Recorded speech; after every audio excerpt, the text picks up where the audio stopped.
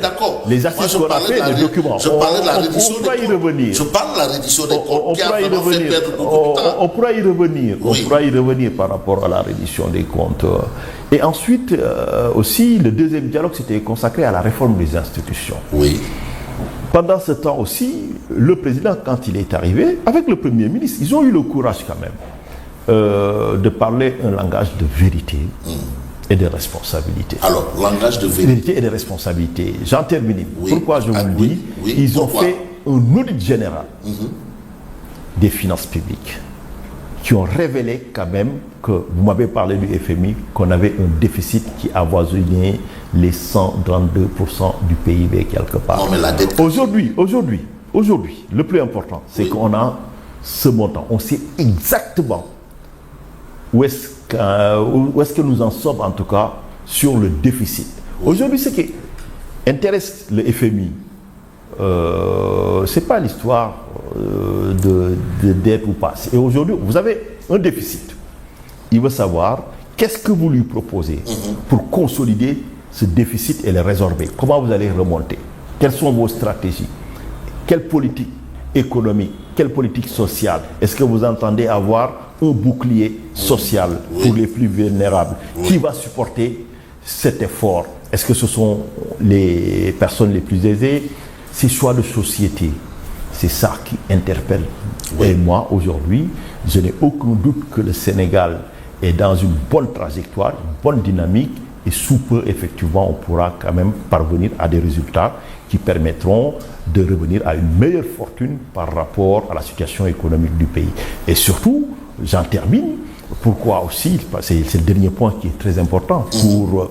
non, mais c'est important parce que ça vous concerne pour le changement de méthode, parce que dans la nouvelle méthodologie, c'est vraiment être une force, c'est-à-dire l'État. Le rôle de l'État, c'est de mettre en place le dispositif, les mécanismes pour permettre aux Sénégalais, aux personnes qui vivent parmi nous, pour dire de manière plus générale, de pouvoir éclore et libérer leurs énergies quelque part, en termes de création d'emplois, d'opportunités d'affaires, pour que le cycle économique puisse revenir de manière vigoureuse.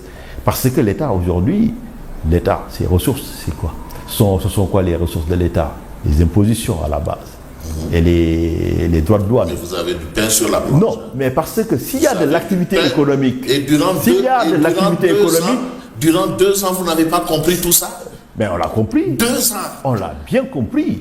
On l'a bien compris. Mais donc vous avez fait un faux départ. Non, c'est pas un faux départ. Le président a fait une évaluation objective, sans complaisance. Et il fallait prendre des mesures fortes. Je pensais qu'en 2 mois, on aurait développé le Sénégal. C'est ce qui avait été dit. En 2 mois, le Sénégal serait... Bon, ça, je vous laisse. Non, mais nous sommes toujours dans le cadre de ce que vous savez. Vous savez de quoi je parle. Qui avait dit ça? C'était une promesse de 2 mois. De qui? De la part de qui? Du Premier ministre. Oui, mais de l'ancien Premier ministre. Moi, je parle du président. Ah, mais oui, mais écoutez, en 2 mois. Alors, il a été cheville ouvrière, il a eu tous les pouvoirs. Peut-être, si vous l'interrogez, il pourra vous expliquer pourquoi il avait fait sa déclaration et peut-être quelles sont les difficultés auxquelles il a été confronté. D'accord. Alors, aujourd'hui, quand même, quels sont les rapports entre Mme Aminata Touré, présidente de la coalition Diomaye président, et le président Diomaye? Y aurait-il de l'eau dans le gaz? Non, les rapports sont beau fixes.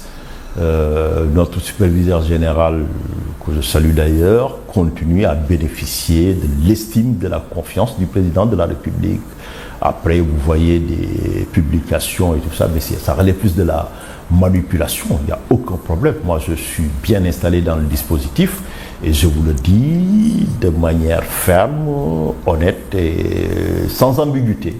Il n'y a aucun problème entre le président de la République. Le courant passe et il continue à nous faire aussi confiance, les collaborateurs de la coalition, aussi bien les adjoints qui ont été nommés et nous-mêmes.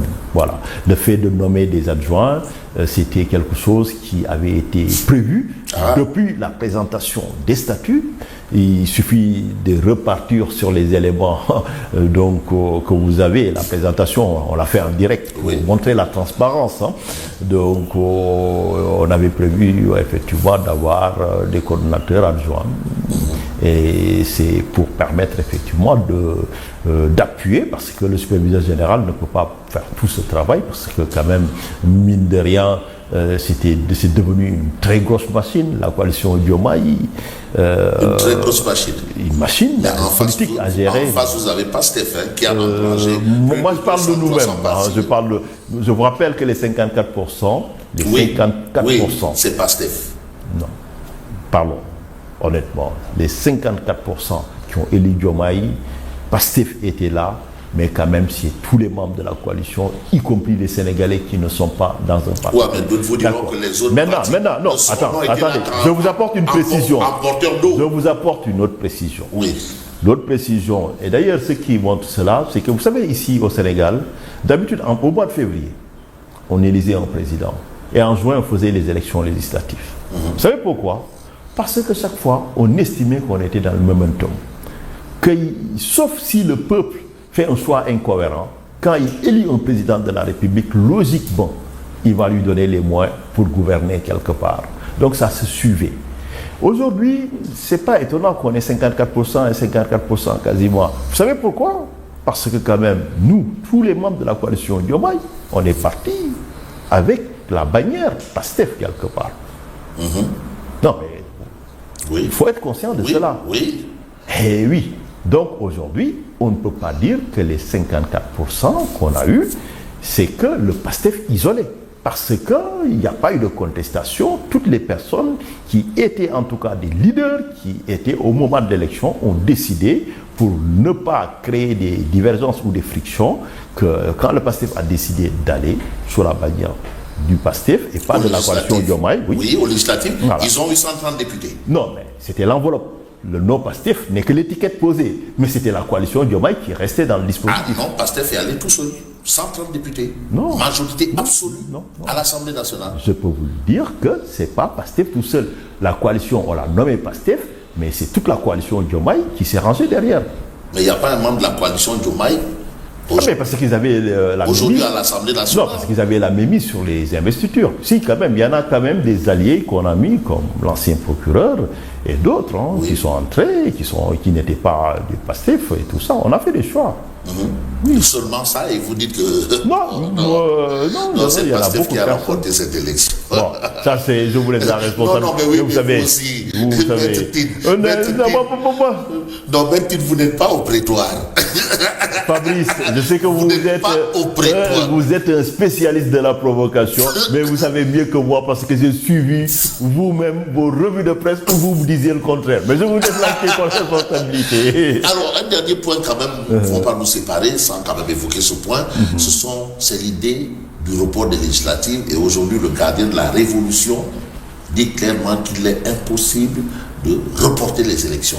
Et en face, vous avez quand même l'acte 4 qui a été agité et vous avez également certaines réformes. Y a-t-il un souci à se faire à ce niveau? Il n'y a pas de souci à se faire. Moi, je ne pouvais pas encore une fois commenter des déclarations. Tout ce que je sais, c'est que jusqu'à une date récente, quand même, c'est la même personne qui était à la tête de la primature. Oui. Et c'est son propre ministre de l'Intérieur qui a convoqué les partis politiques à une réunion d'harmonisation. Je pense que, bon, voilà, aujourd'hui, sauf à se dédire quelque part, je pense que on est tous d'accord que le processus, les gens étaient dans des dispositions pour aller à l'élection, à date échue, pour le calendrier. Et jusqu'au moment où je parle, il n'y a pas une déclaration contraire. On persiste à croire que l'État, c'est une continuité. Le travail qu'ils ont commencé, on va le faire quelque part. Mais ça c'est le premier chose. Oui. Deuxième point maintenant, la question qui se pose aujourd'hui, c'est qu'avec les changements qui étaient souhaités par les acteurs politiques, notamment les résultats qui sont issus du dialogue sur le système politique, est-ce qu'on va partir à une élection locale sans matérialiser cela, ou est-ce qu'on garde l'existant pour y aller, sachant que peut-être ça risque de prendre du temps? C'est une question. Quoi qu'il en soit, comme je dis, la gouvernance, c'est l'adaptabilité.